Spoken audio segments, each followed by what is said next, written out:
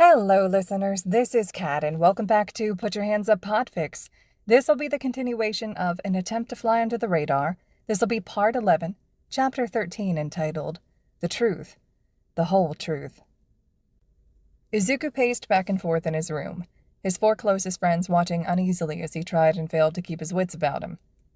The gravity of what he was about to tell them hadn't hit until the dinner dishes were cleared.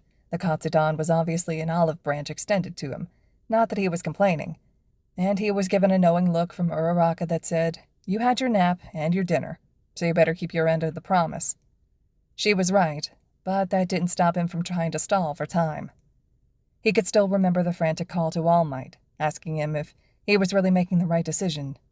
He wanted to know if letting them in on the century-old conspiracy on his past quirk status would do nothing but cause pain for everyone involved. Would they reject him? Would they hate him for lying to them for so long?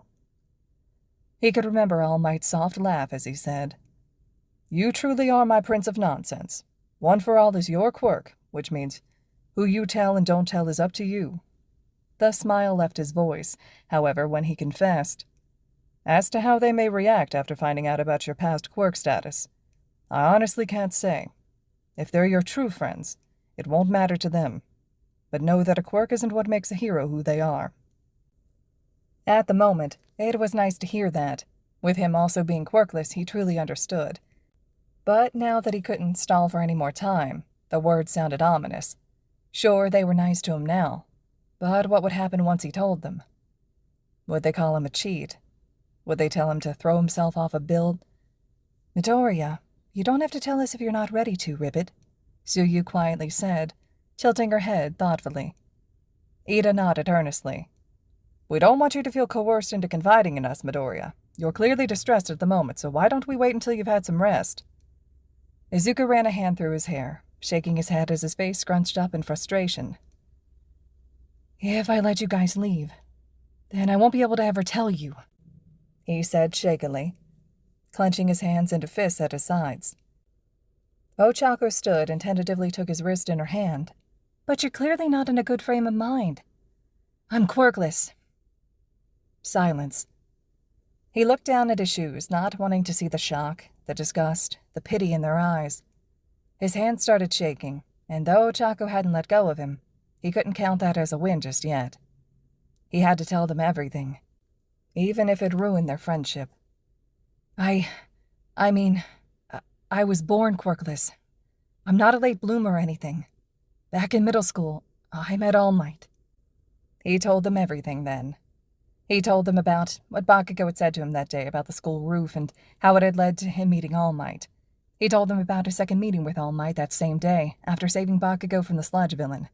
He told them about how the symbol of peace saw him doing the right thing while everyone around them, him included, did nothing, offering to give him his quirk. He told them how he cleaned up Takoba Beach and received the quirk the morning of the entrance exam. That led into the explanation about One for All, not superpower. He told them the tale of the two brothers at the center of it, how he had been sworn to secrecy, not just for his own sake, but for the world's as well. The League of Villains already targeted UA enough as it was. What would they do if they found out about the truth of One for All?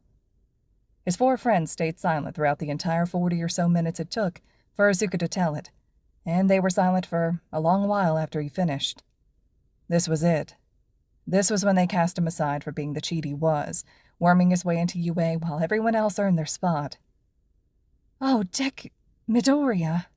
Before the green-haired boy could react, Uraraka flung herself into his arms. Her voice was wobbly, a clear indicator that she was close to tears.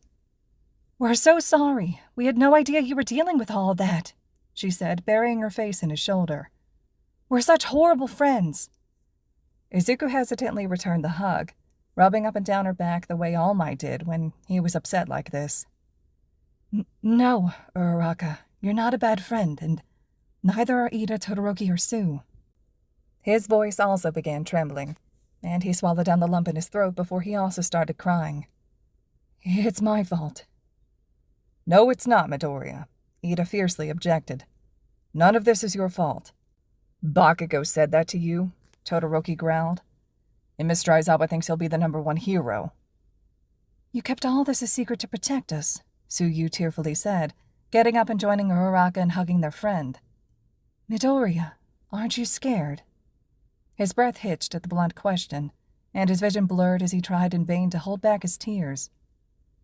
Honestly, Sue, yeah, he choked out.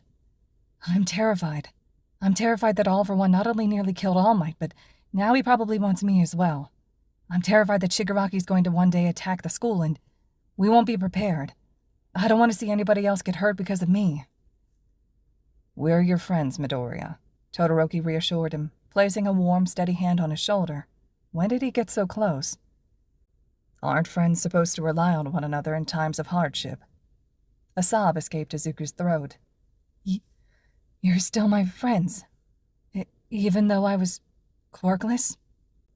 A beat of silence followed, and Ida got up. He wrapped his arms around all of them, and the way his shoulder shook indicated that he had surrendered to his tears. You idiot, he ground out through his tears. Why would that ever be a factor in whether or not we're your friends? You saved my life from stain. Midoriya, we're your friends because we like being around you, Todoroki added, his voice trembling slightly. You're nice to us. You've helped us with our hardships while expecting nothing in return. Why wouldn't we be your friends? Your quirk status doesn't matter, Suyu choked out. All that matters is the kindness in your heart. And you're one of the kindest people I've ever met. You saved my life at the USJ, remember? We're with you in this, Midoriya, Uraraka promised, giving him a tight squeeze. We'll help you in any way we can, whether it's by protecting you for All for One or giving the what for anyone else who tries to bully you. You're stuck with us, whether you like it or not. Izuku shook his head, now crying freely. This conversation wasn't happening the way he expected it to.